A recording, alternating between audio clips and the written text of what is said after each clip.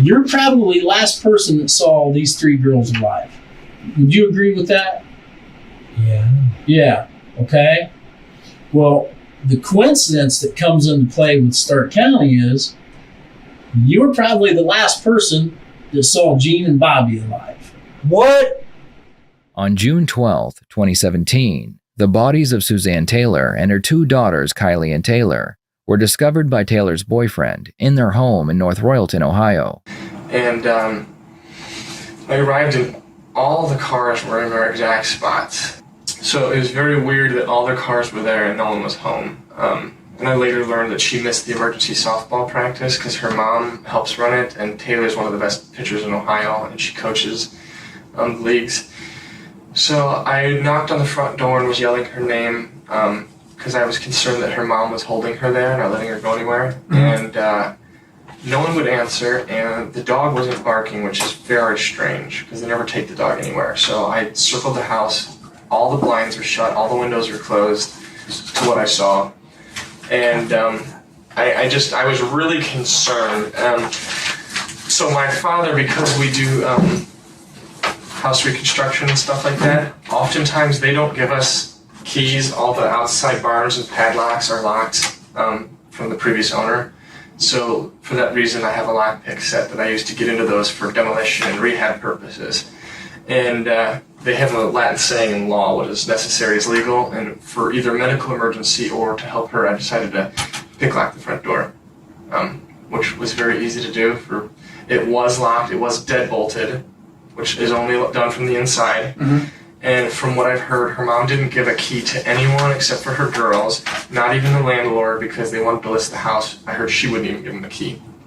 So the lock was a very cheap lock, easily opened. How long did it take you to open it? 3 seconds. I just slid in the pick and it opened right up. And then I had to use a screwdriver because I know that that bolt is very sticky and tight, so I just turned the tumbler with it. And when I walked in, I heard the dog barking from Suza's closed bedroom door, which was never latched shut. She would always swing it closed when Scott was there when she was changing, but it was never latched shut, not one time. So the animals could get in and out, and I found that very strange. The house was silent, the lights were on. You could hear the AC running. It was kind of damp and had a musty smell. And I opened up the bedroom door, and there was a comforter covering the entire bed. But judging by the build, Kylie wearing a teal blue shirt, her arm and leg were hanging off the side of the bed. I knew that they were dead, at least one of them. The bed didn't look right. I assumed there were others there, but I couldn't bring myself to look. So all I touched was the door handle walking in, the screen door, the main door, and then her bedroom door, and then I turned right around and walked out. Didn't touch or look at anything else. I couldn't bear to do it. So the whole time I was on the phone with Scott, which is her previous ex-boyfriend. At what point did you call him? Scott was Suzanne's ex-boyfriend. The couple had parted ways months prior. However, Scott continued to try and mend their relationship. He stayed in contact with Suzanne and her daughters up until they suddenly stopped communicating with everyone. Other things that I should have noticed was when I knocked on the door, I didn't hear Eris. The Eris is her dog. And normally you knock on the door, Eris will go and start barking. And Eris didn't bark. And I thought, well, maybe I just didn't knock hard enough, but I didn't think it was a big deal. And I had the thought of going over the window and looking in, but her bedroom window before I accidentally locked her out. And she climbed in through the bedroom window once, so I figured I could go in there. But the kids were with me, and I was like, this isn't worth getting in trouble for, and I should have. So when you went up and you knocked and you approached, so the dog doesn't come, is there anything else that you see or observe? Just the fact that George's van is there, the door is shut, and the door is locked. So her and George had been fighting. We'll talk about that soon. Scott tells police that before Taylor's boyfriend discovered the bodies, he had gone to the home to see why his calls were going unanswered. Before he left, he noticed that the van of a man named George Brinkman was parked in a very strange spot. And then the van. And then the van. The van was not parked in the driveway. It was parked in front of the dining room window. Okay, is that odd? Yes. So normally, at least when I'm there and I've seen him before, he'll park over by where Taylor's car is. And when we were both there, it'd be one after the other. So the spot in front of Taylor's car was open. Like you see in the grass? He was in the grass, yes. Back, so, the... So he pulled in nose first, or was he back then? Back then. So you have the house and the bedroom. Is that typical? No. And his car's right here. There's like a bush right here. The porch is right here. Susie's car is right here. But so he's backed in. And here's I call it the dining room. The dining room table's right here. Okay. He was backed in, so facing out In the grass. in the grass. That's odd. Tell me about George. All right. So George is a friend of hers, apparently from childhood. I met him. He lived in his van, or I believe still does live in his van. And she said that he always had a crush on her. So she said that he would constantly ask her, "How do I get a girl like you?" So there was that kind of context. So then I start coming around, and it's the December time frame, and she's like, "I'm not going to let a friend freeze to death in his van on the street." So he was spending a lot of nights at her house. And then when I started coming along and spending nights, he was like, "No," it kind of went away. Apparently, over the past few months, that relationship has gotten worse. And she's like, he doesn't talk to me. When he does, he's a complete ass. And it got to the point where normally we went to Disney at the end of last month, and she says, normally I would ask George, and she's like, he won't do it. So as to where he wouldn't even help watch the dog. Wow. Then she even made the comment that, well, it's probably just as well, because if he did, he'd probably put my underwear on his head and dance around. Jeez. Because she was pretty convinced that he had a thing for her. Okay. So I never saw any moves on her. Okay. He never talked to you about it? Not about Susie, no. Okay. At the beginning, apparently, he said, "Yeah, you should go out with her." But then what it seemed like was when the relationship took hold so fast, he was not happy at all.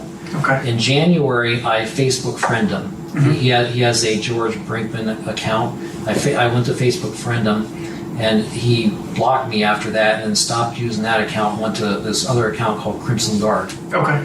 Because I tried to Facebook friend him, which I thought that was completely odd. He's not afraid to threaten to beat someone. Did you ever threaten you? He's not threatened me. He's threatened Dale, but Okay. Dale may have needed a beating at the time. But What about Susie? he's never threatened Susie, and that I've seen. Okay. And I don't think she'd take it. So I haven't seen that.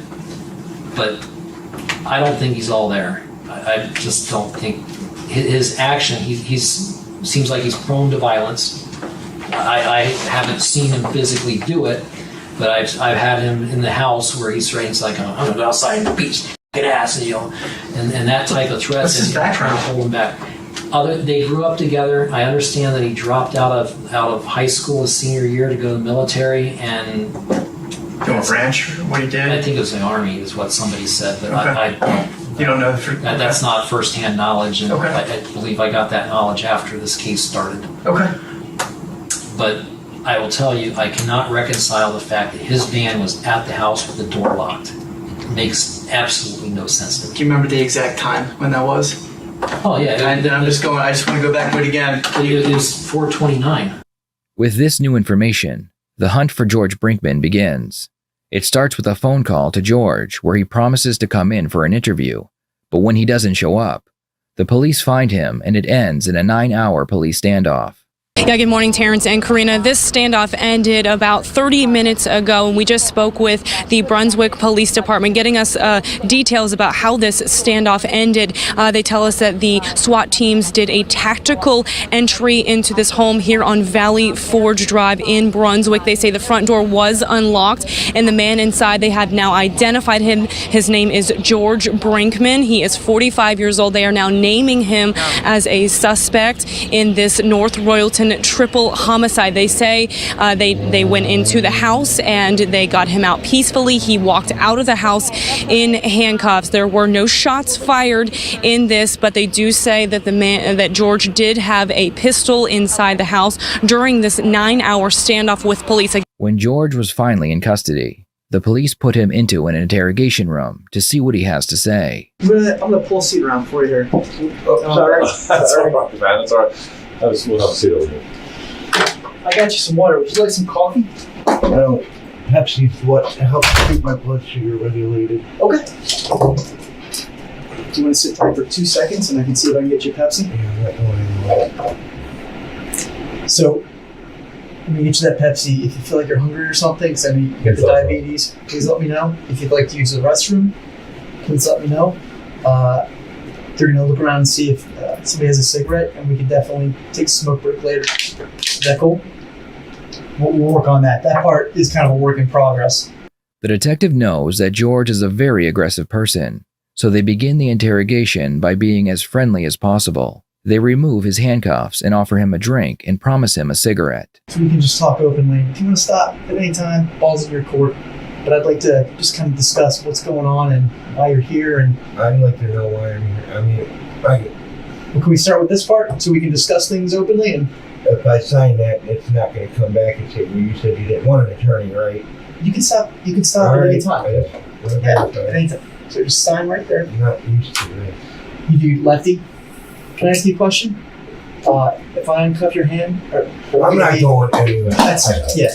I'm Let's sorry. get you more comfortable. Okay. Like I told the officers last night, I would never point any weapon I had at them. They're doing their job. I appreciate that. I have to ask you. That's I know. So, but I respect that. Thank you. Is that more comfortable? I kind of want to just figure out what brought you here today. What is? I guess And because I'll caveat that I don't have a lot of information on that. So sometimes we'll come in and help some of the local PDs with some issues. I'm getting here kind of late in the game, so if you can just kind of explain. I guess I was supposed to talk with Detective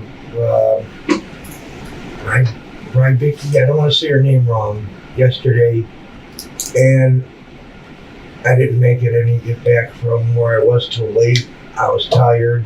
Okay. I planned on coming in. Next thing you know, I've got officers swarming the door, and I barricaded myself in.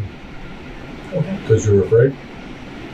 Well, yeah, you see a bunch of cops coming, and my biggest concern wasn't for me though; it was for the girl whose house it was, and the 2 dogs. Well, And once they were safe, then Who are you staying with? her name's Amy. I've known her since we were tadpoles, I guess. She's like 9 years younger than me. Are you guys like? Is there like a family friendship? Yeah, it's like families? family. Oh, good. Okay. Her and my mom. Her mom and my mom were best friends growing up. Her mom's the one that got my mom away from my abusive dad. Okay. And then they ran into problems. They stayed with us for a while. Did you ever experience any type of abuse, or was it directed towards your mom, or was it a It little? was directed towards all of us. The detective spent some time asking George about his life leading up to this point. George claims that after high school he joined the military. After that, he did various jobs all over Ohio as he struggled to keep his head above water. He also spent time in prison, mostly for writing bad checks, criminal mischief, and disorderly conduct. Eventually, he would be forced to live in his van and do odd jobs in North Royalton. What brought you here today? I'm trying to make that connection. So there was an issue with the police last night. What is that related to? Yeah, what's that related to? Like I said, I thought I was supposed to talk to a detective, Vicky. My friend Sue and her 2 daughters, I guess were killed this weekend. And I know I saw Sue Saturday, and I saw the girls as I was pulling out of the driveway, and I guess I'm the last one to see them. Okay. And I guess her boyfriend found them. Taylor's that's the oldest daughter. Mm-hmm. Me and Taylor had this bond. It was ridiculous. I've known Sue since grade school. And I was there when Taylor was first born. We lost contact over the years. Mm-hmm. And this recently got back in contact about 2 years ago. And me and Taylor hit it right off. I mean, it's like we never lost that bond she had when she was born. And then we were sitting there watching Jurassic Park. And I don't know if you've seen the movie, where the little Timmy's on the fence and they're yelling for him to jump, jump, jump, jump, jump. Yeah. And he gets blown off into the Dino Man. Well, she called me the Dino Man. Her name was Timmy from then on. That's fun. No, it's not. What? Because I should have been there for Saturday. And that was it.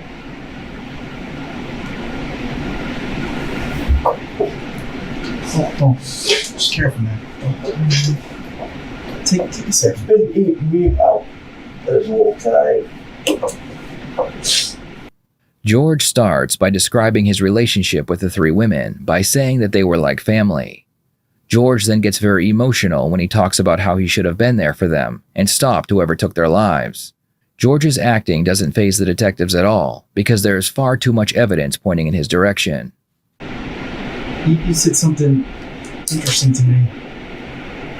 You said that you think you might be the last person to see them alive.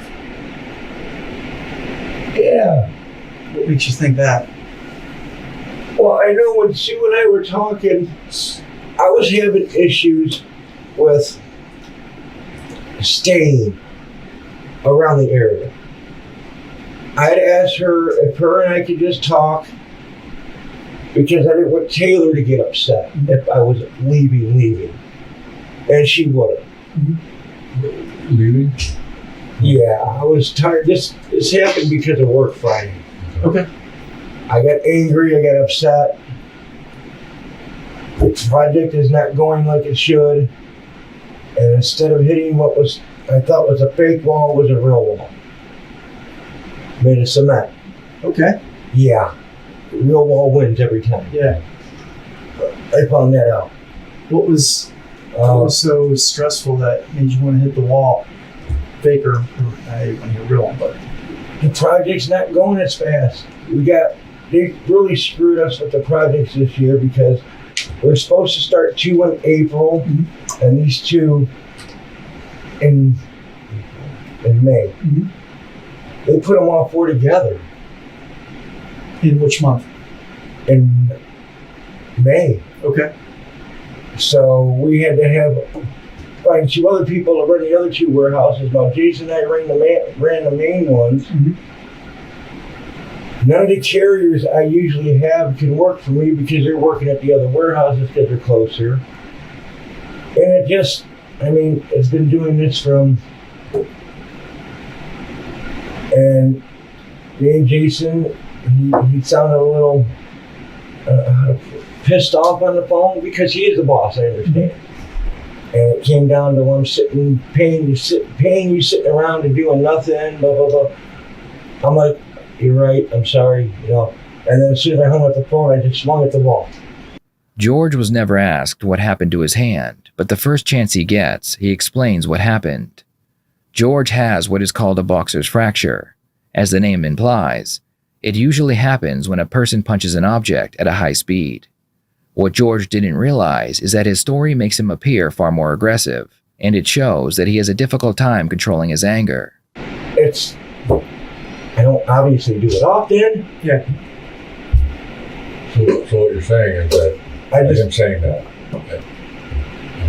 No, it didn't make me go completely bonkers. No, it's upsetting. I hold everything in on the inside. Mm-hmm. And then once in a while, usually I'll with the Skidda books there, I'll pretend, like I'm boxing because they're soft. Yeah. And that's it. I just turn around and just hit the wall. That was it.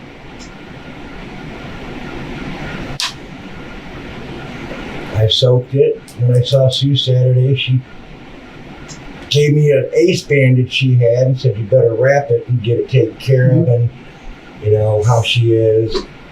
And I'm like, yes, Sue, yes, Sue. Okay, what are you doing later? Just to get her off track of it. With Sue, so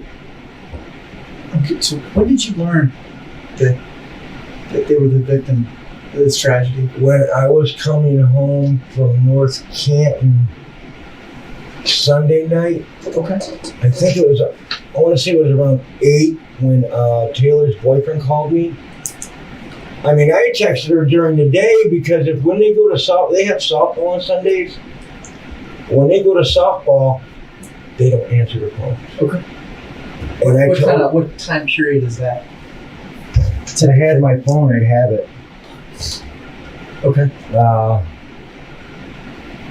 Sometime afternoon. That's all. Okay. I don't know what time their games are scheduled, but I just said, hey, thanks for keeping my head straight yesterday. Yeah. I don't know if you're at softball or not. I can't remember. Give me a text or a message later and we'll talk some more. Okay. And when I didn't hear from her, I didn't think nothing of it because sometimes we'll go a day or two or 4 or 5 without talking. And then I get the phone call from Dale and I'm like, no, you're joking, right? And he said no. The detective is about to pull out a picture of the 3 women and show it to George. George's only defense is that he was so close to the family that he would be incapable of taking their lives. For this defense to work, he must show the detectives how much he really cared for them. Just for my own understanding.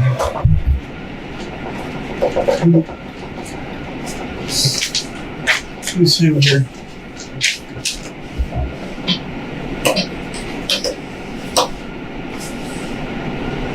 I'm not trying to upset you. I can tell that you were very close to them. That's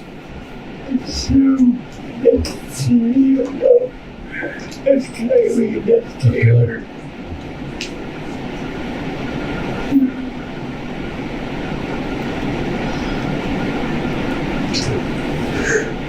Can you help us by kind of running through that day on Saturday? Just what you remember? I know it's hard. It's the hardest thing.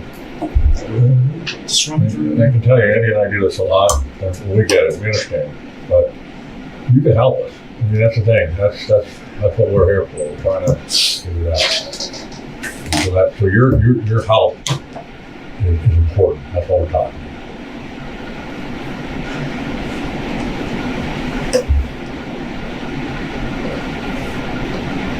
Let me ask you this. Did you see Sue on Friday? No. No? Okay. So Saturday, you saw her Saturday. Okay.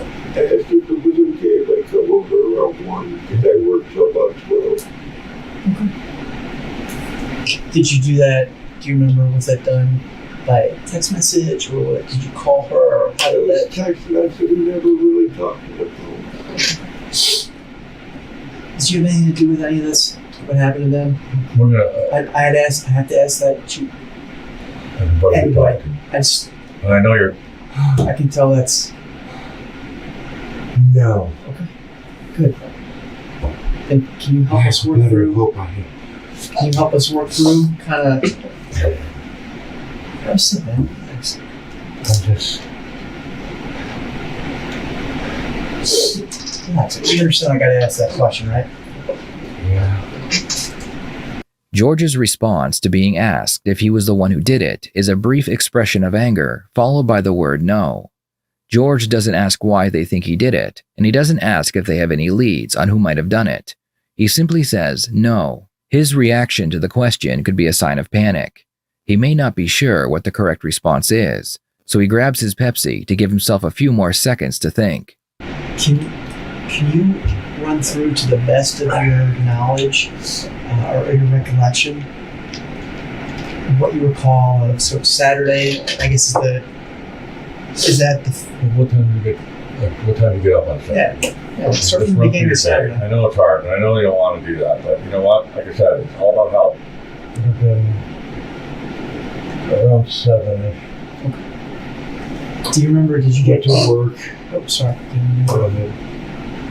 I mean, I had my Monster and my cigarette when I got up. Went to work, opened the warehouse, got everything organized.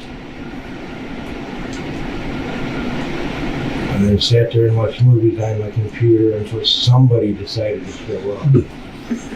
Anybody contact you during that time? Did you, Oh, I'm sure. text messages, You mean them? them, or anybody else? Do you remember?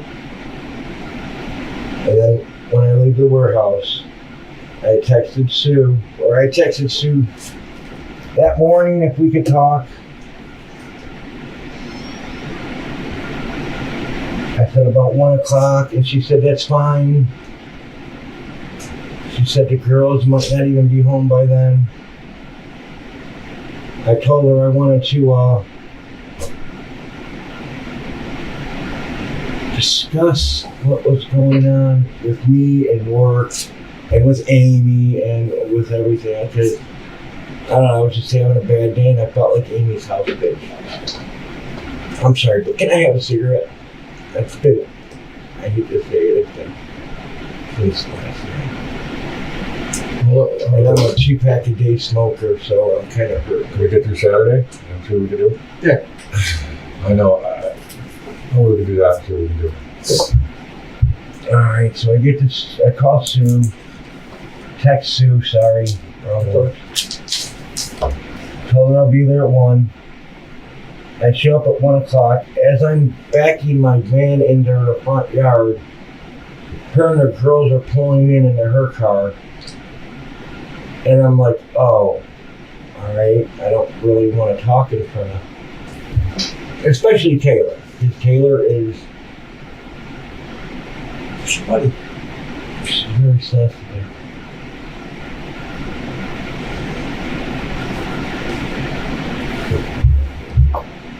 So I didn't want to get her upset. I wasn't sure if she had plans with Dale that night. So I went inside. One of the girls had to use the bathroom. And then they said something about wanting to go to the mall. So I gave them $20 to go eat. Say, hey, can you give me about maybe 2:30 to talk to your mom? They're like, oh yeah, sure, not a problem, bye. Me and Sue talk. What are you guys talking about? I tell her about what's going on at work, how I think Amy's treating me. She tells me about her and her boyfriend Scott broke up. I'm like, okay. And then she started telling me about some guy that she was gonna hook up for dinner, and at that point I just zoned out because here she just broke up with Scott. She's already talking about dinner with another guy. And it hadn't even been a week yet. That's kind of typical with her. Like, she would do that. I mean, I don't. what's your relationship with her? Were you guys ever romantic, or are you just like always been close friends? Always only been friends. Okay. And we knew even back in high school it would never work anything other than friends. George's narrative is that he was very close to Suzanne, but nothing more than friends, and he was okay with that. The detective asks George what type of person he thought Suzanne was. The detectives are looking for any motive George would have that would cause him to take their lives. So, with Sue, is she a good mom? Yeah. She's a good mom? I mean, if she can be a little overprotective. Helicopter mouth. Hover. Yeah, a little bit sometimes. She did have to know when they were in school what time the classes started, what time the classes let out, what time they ate, what time they did. I mean, she was a little too overprotective, but for the most part,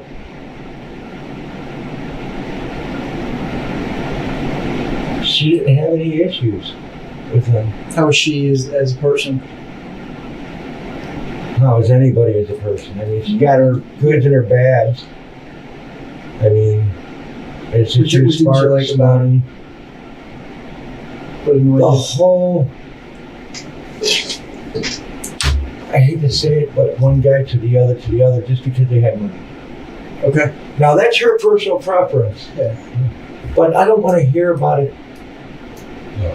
Yeah. You guys have a problem? You're an adult, fix it. And I would tell her that. Hey, fix it yourself. You're an adult. I'm tired of trying to fix your problem. Well, come on. It's like, stop it. Does she come to you a lot with her problems? Oh, yeah. I wouldn't even get a good morning text and be like, I hate my life. I'm Really? like, really? Good morning to you too, sunshine. Yeah. And then she would tell me either her car was having problems, or she was having problems with Scott, or her boss was giving her hassles. It was just something different every day. And when she came back from Disneyland, it's not a hey, how you doing? I'm back. That was the worst trip ever. And all I said to her was like, I'm starting to realize you're never going to be happy. Mm-hmm. And all expense. And all because Kylie said something, she'd never been to Disneyland, and dude whipped out his wallet and paid for the trip in advance. Sounds like a good dude. Yeah. I kept trying to get her. I was like, you know what, maybe you're too stuck up on Dave that you're ruining it with Scott. Mm-hmm. No, I don't do that. And then all I hear is about, I miss Dave. I think Dave traded you in for a short little Asian girl with 2 children. Mm-hmm. You were his side piece the whole time. You found out about it because you found out where he actually lived and went knocking on the door and she answered. I was like, most people would walk away from that and say, you know what, I learned my lesson. Mm-hmm. No. She wanted me to go over there and talk to him. She wanted me to follow him to work. I said, no. That's annoying. I said, no, I can't do that. Yeah. I said, you gotta learn. You gotta get over him. He is not worth it. Scott's a tremendously better guy than Dave ever was.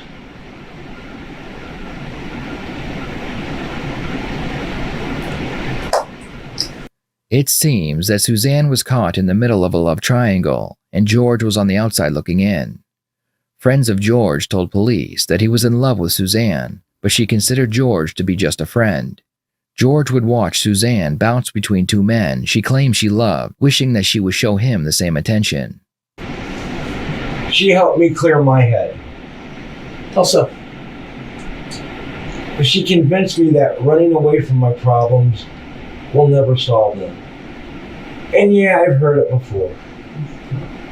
can I see what were you running away from, or what did she perceive that you were running away from? Like I said, my work, the whole being a house bitch for Amy, not being able to get my own jump start on life. Every time I start to get ahead, something comes along and derails it, and I'm back to square one again. I have done square one so many times I can do it blindfolded with the backstroke. So it's nothing new. But she's told me that Taylor would be very hurt if I just up and left. For the second time since sitting down with George, the detectives asked him if he had anything to do with the crime. I have that cigarette now. I just need it to I have. Well, just one last thing, just to reiterate, Alex, we'll see what you can figure out. But this is why you're here, right? You kind of figured that out. Yeah, I'm being blamed for it. No, not being blamed for it. I'm going to ask you if you have anything to do with it. Hell no. Okay. And I don't know if I can say this, but I'm already in trouble anyways. I don't give a shit. If I find a motherfucker who did it, I'm sorry. There ain't gonna be no trial. You don't take Timmy from me. You don't take my best friend from me that I grew up with, or other daughter. I get it. I had to ask. That's fine. I get it. Who do you think could have done this? I'll see. I don't know. I'm just I asking don't you to know speculate. anybody that would. She can be annoying, okay? Women are annoying, guys are annoying. Not that annoying. Kept to herself mostly.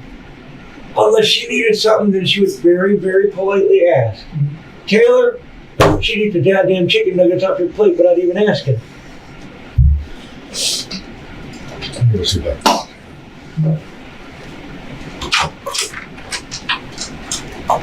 And I keep thinking, what if I would have waited another 15, 20 minutes and not left? What if I would have waited to talk with these two? But my whole thing is, if I would have stayed 15, 20 minutes, another 40 minutes.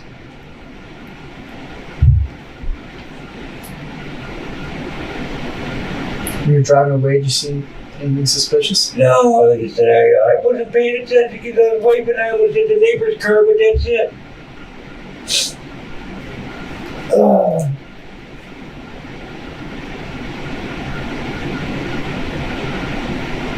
There's no reason for it.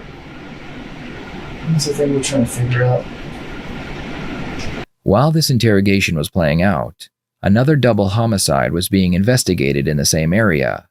This time, the victims were Gene John and his wife Roberta. The police believed that their deaths occurred shortly after Suzanne and her daughters were killed. What they found interesting was that George was a very close friend of the Johns. They also noticed that the bodies were covered in the same way Suzanne and her daughters had been when they were discovered. With this information, the police believed that George had gone on a rampage, and they were worried that there were more victims. Another detective is brought in to question George about his connection with the Johns. Watch how George reacts to hearing the detective mention the Johns. It's almost like he knew something might have happened to them, and he's waiting for the bad news. I'm Deputy Kennedy from Stark County Sheriff's Office, okay? And I know that you've been talking to these guys about some stuff, but you'll have to forgive me because I don't know what this whole conversation's been, all right? What I'm here to talk to you about is the Johns, okay? You work for who? Who do you work for? Jason John. Jason, that's the son? Son. Okay. Dad just retired, Yeah. right? How long have you known those guys? If you had to guess. I'm not going to hold you to exact time, so don't stress about that or anything. 10 years? About 10 years. 12 years? And I mean, they obviously trust you because you house set a bunch of times when they go on vacation. Yeah. Right? You've done that a bunch, right? For them, house set. Yeah. And Jason did that. Jason actually said you're a hard worker. He actually said you're one of his best workers. He says that I talked to him. He said you're a phenomenal worker.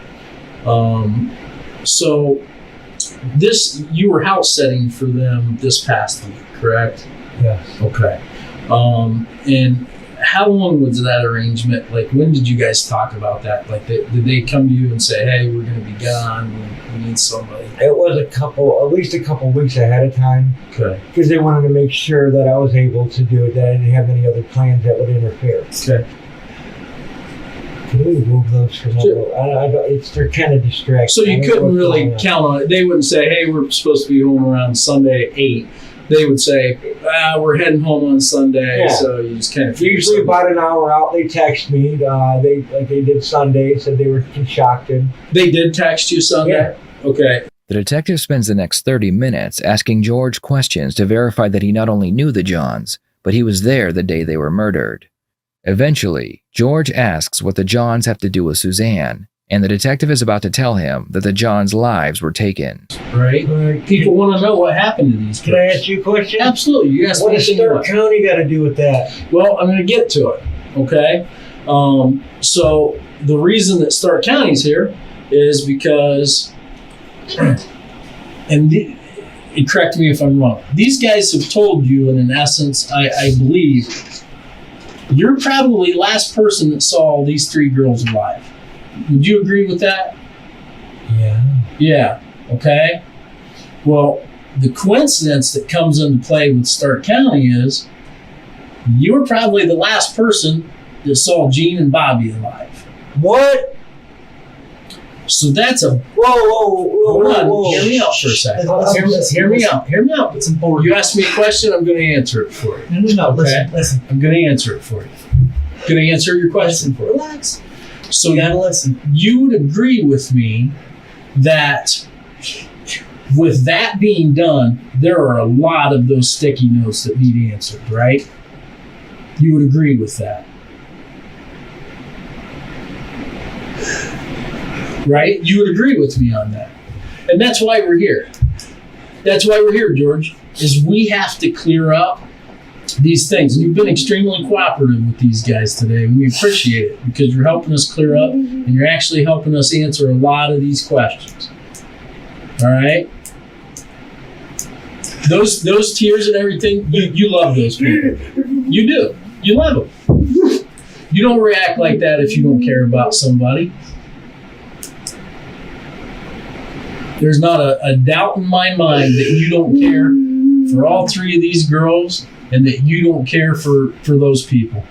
Not a doubt in my mind. Your reactions tell me that. That's a human emotion and you can't control it, but your heart feels that. Right? So what I need you to do is help me clear these questions up, George. That's what I need to do. These are all people that you care about. And I know you care about them. And at this point in time where we're at in our investigation, you're really the only person that can take these away. Okay, so, I mean, I thought I would be accused of 3, now it's 5. And no. Take a second. Think about what happened. George, what made you think you're being accused? Can you tell me that? George was so focused on appearing sad after finding out that the Johns were dead that he forgot to ask any questions about it. What happened to them? Was it an accident? George automatically assumes that they were murdered because he believes he is being accused of doing it, even though the detectives never said they think he did it. What made you think that you're being accused?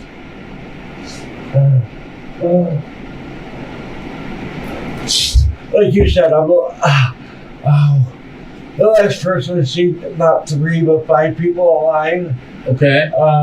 You don't just have questions and send SWAT to the door. That's why I thought I was being accused of these. That's why they came bum rushing the house last night. And the fucking reporter I was talking to.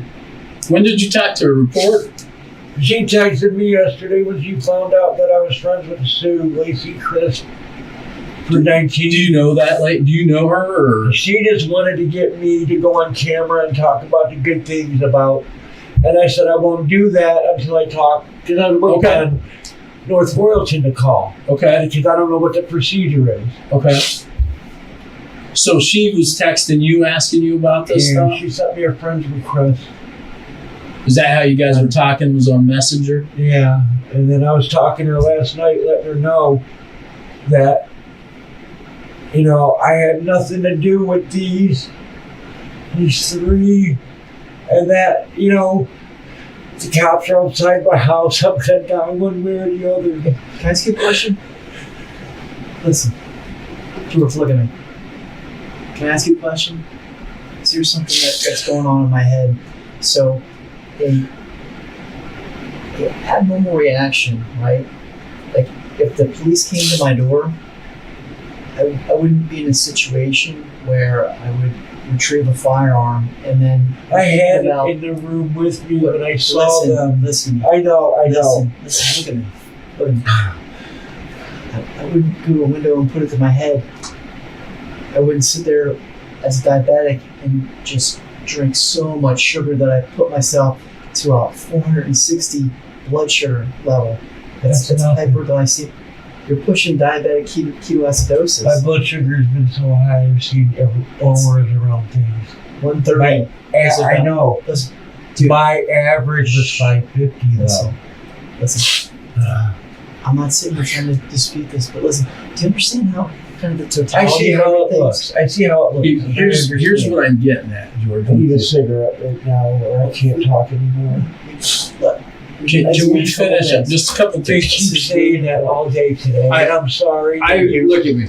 Look at me in the eye. George, look at me. I've talked to a lot of people about you, okay? They may not like you, but everybody says you say what you think, right? And you tell it how it is. Everybody I've talked to says that. So look at me for a second. I'm telling you right now, and I'm looking you in the eye as a man, you're going to get a cigarette. I promise you that. You're going to get a cigarette. We're waiting. But I want you to put, there's priorities, right? I mean, you've already agreed with me. This stuff's top priority stuff. Oh, yeah. Right? But it's all about just calming down. This is a priority. So what we have to do is prioritize. And I understand you want a cigarette, and we're going to help you out with that. But right now, we have some priorities that we got to take care of, bud. We got to get them. It's kind of like, you don't understand what I've been through. And now with Gene and Bobby, it's going to be worse. I lost my mother. The only person I gave a shit about me, I lost my brother. And then I lost them. At that point, I didn't care anymore. I don't know if you can understand. I can absolutely 100. I bet you everybody in this room can understand. Everybody in this room can I still had some people. Amy, she's a great person, but you know what? I'm there just basically to house and dog sit. That's it. Okay. If she didn't have dogs, she wouldn't need them. Okay. She tried to help me. Taylor was there for me. Mm-hmm. And I just lost them. Mm-hmm. George, let me ask you a question. Let's slow it down a little bit. Take a deep breath. Relax. Okay? Let me ask you a question.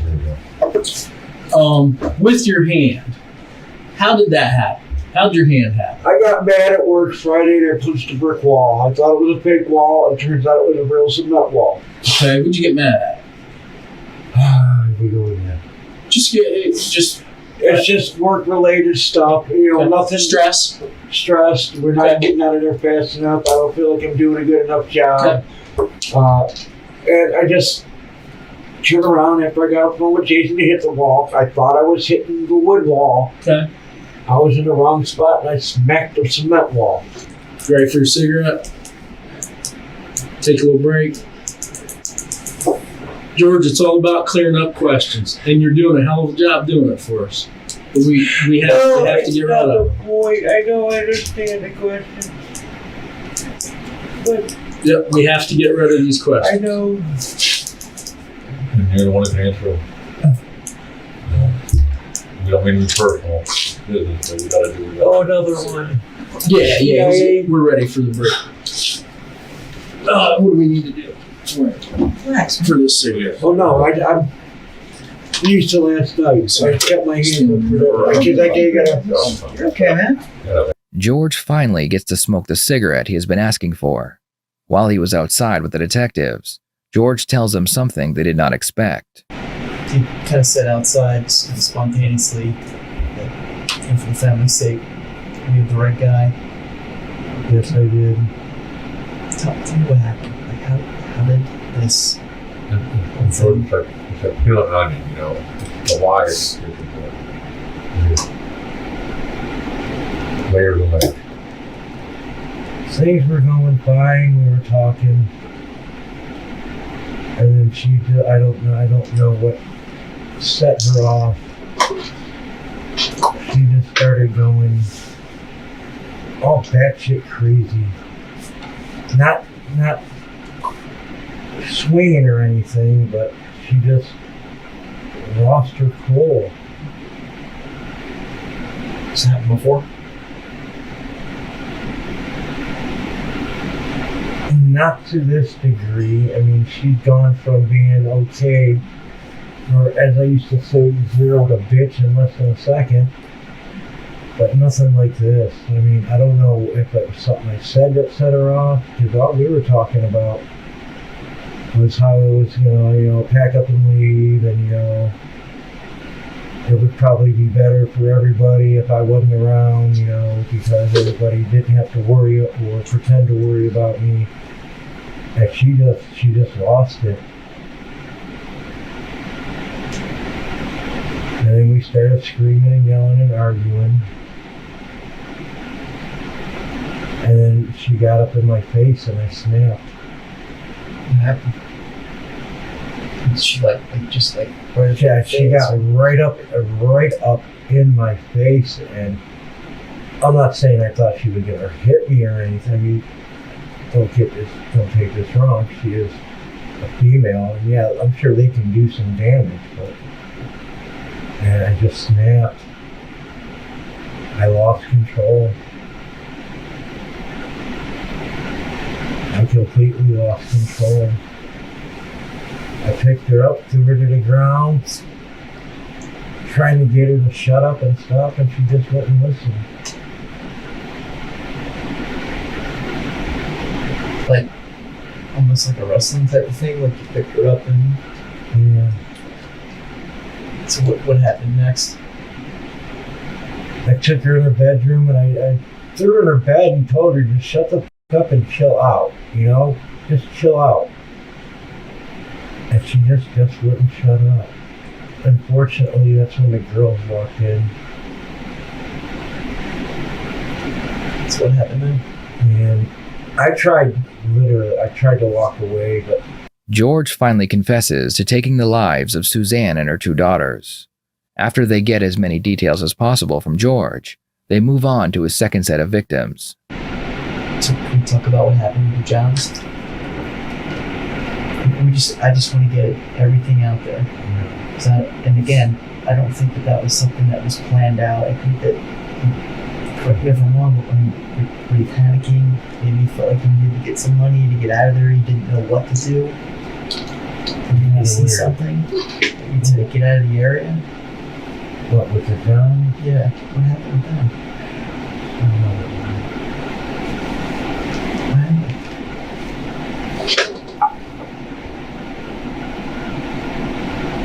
Bobby started in on me because she jacked the dog had fallen and something had happened to his face, and she had medicine that I was giving him at, once in the morning and once at night to help it heal. And she picked him up and she said it looked worse, that I didn't do anything to take care of the dogs.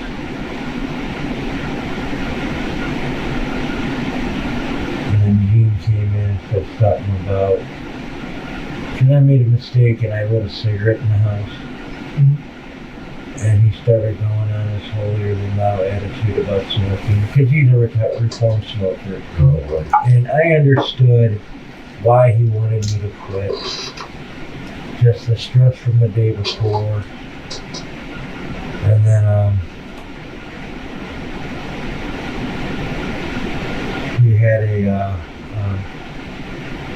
a pistol downstairs that I don't know if he forgot he left out, but when I went down to do laundry, I saw it sitting there, and it was another 1911, chrome plated. And I was like, oh, this is cool, tried twirling it around, but, I just couldn't take being yelled at no more. So I told him to go up in the room and shut the fuck up.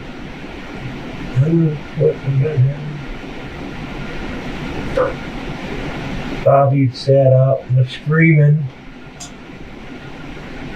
and all I did is I just said, shut up, and I didn't even know I pulled the trigger. I was just pointing at the guy like you would point your finger at somebody, and next thing you know, sure.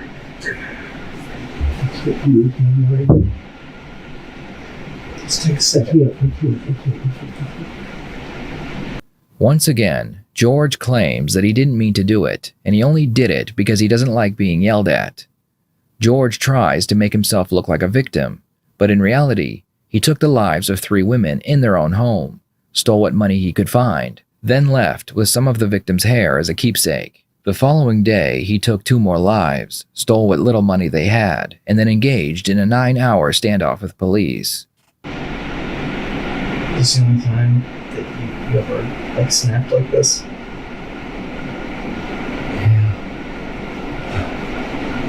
Yeah, no, there's no more trail bodies behind me, no. This is something that I never ever in my wildest dreams predicted could ever happen.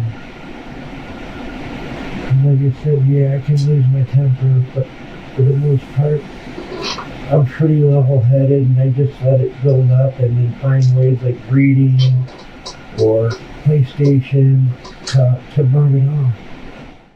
In the end, George pled guilty to all 5 murder charges and is currently sitting on death row.